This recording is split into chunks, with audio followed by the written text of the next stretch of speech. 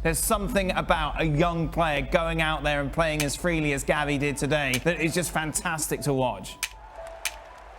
So I shouldn't say long live Barca then? I wouldn't. Gavi. Thank you very much, and long live Barca.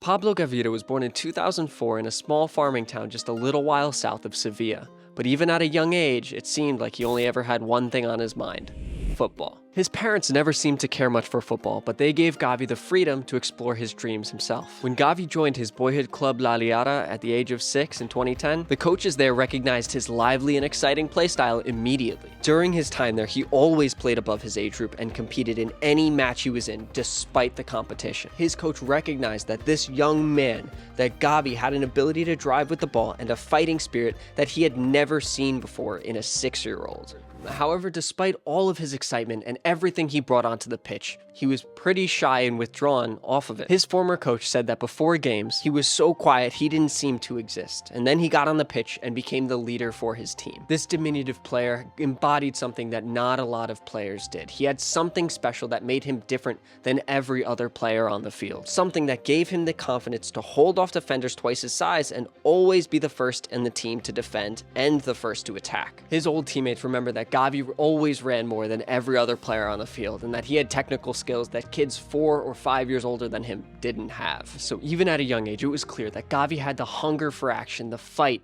in him, and he would find even more of that when he moved to Real Betis just 3 years later. Here, this promising player really began to take shape. There also happened to be a tournament in which he made it to the final with his team, and he happened to score a hat-trick against none other than Barcelona. And just about a year after that match, Gavi would leave Betis for the Catalan club.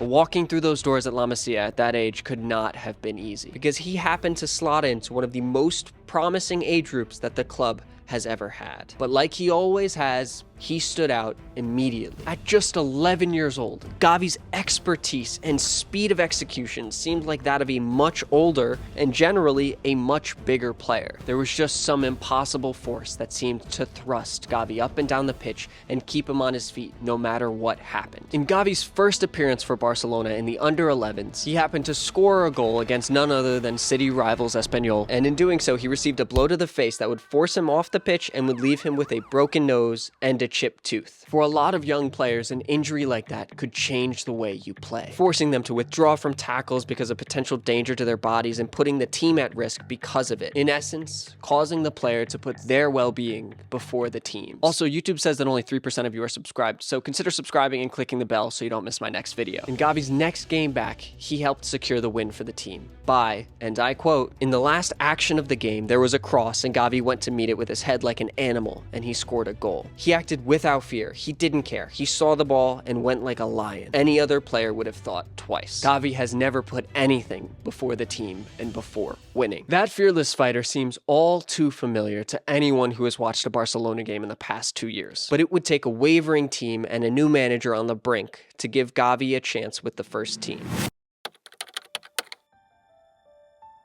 This season, Barcelona were in quite a dire situation. Messi left, Aguero came and left, and it was just a lackluster season of signings in general. But there was a light at the end of the tunnel: the team's youth. Araujo and Pedri had shown the year before, and culés were excited to see them mature under Koeman. However, there was a little La Masia graduate that would end up grabbing more starts and appearances in La Liga than both of them, and his name was Gavi.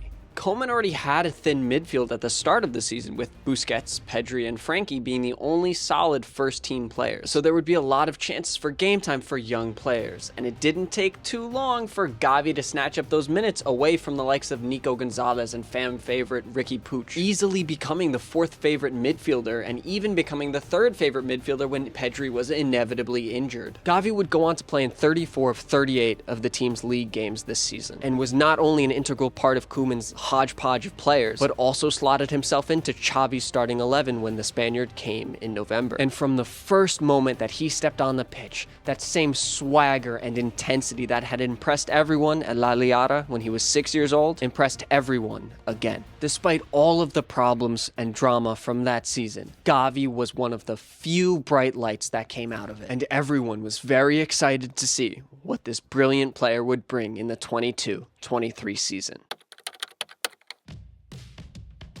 At the start of the 22-23 season, it seemed just as exciting as everyone had wanted it to be. Gavi won the Copa Trophy in October, and Barca was doing solidly in the league. But then everything seemed to go wrong for them. People were getting hurt, they dropped out of the Champions League, and it was disaster for Xavi's men. Barca were back in the Europa League in the season where they were on the brink of financial collapse, and the team's core players were constantly injured and or not performing, so Xavi was left having to play guys who, in a normal season, probably wouldn't be anywhere near the Barcelona first team. So for a few months, Xavi seemed to have a major problem on his hands. So Xavi implemented some changes, which led to their 4-midfielder system. In this system, Gavi would play as a false winger on the left, and because of his intensity and confidence on the ball, Xavi believed Gavi would be a very good tool for that spot, and for the season, most would consider him to have done his job there. The only problem was that that job kept him from shining in the same way that he had the season before, so he wasn't able to excel the way he had at every level of football he ever played in. Sure, at the end of the season, Gavi had played in 36 of Barcelona's 38 league games. Incredible.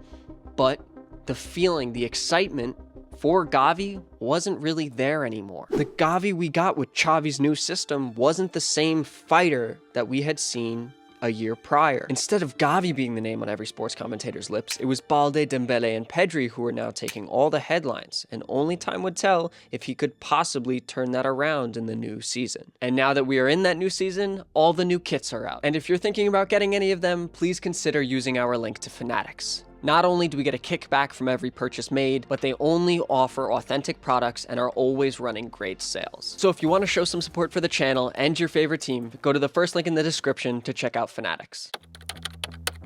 Busquets and Alba leave. The Joaos come in, Romeu arrives. This year, Barcelona had a much more well-rounded team than they had the season prior. So clearly, Xavi felt more comfortable playing a more traditional 4-3-3 system. It probably also helped that they finally had someone who naturally played on the left. But now, he dropped the 4th midfielder and was back to the 3-man midfield. And the moment he did this, the second we saw the 3-man midfield come back, the old Gavi that got everyone so excited was back. Everything moves so smoothly. Romeu and Frankie are locking it down as Gundogan is creating just as well as he ever did at City, and Gavi is running rampant all over the pitch, diving into tackles, making goal line clearances, doing whatever he can to save the team. Gavi was back. Gavi is back. And just get excited and pay attention to that little man on the screen, because what we are going to see from him this season is going to be better than what we ever had. And with Frankie and Pedri's injury, we're only going to be even seeing more of him now. But if you enjoyed this video, why don't you dive into this video about the rise, fall, and rise again of João Cancelo.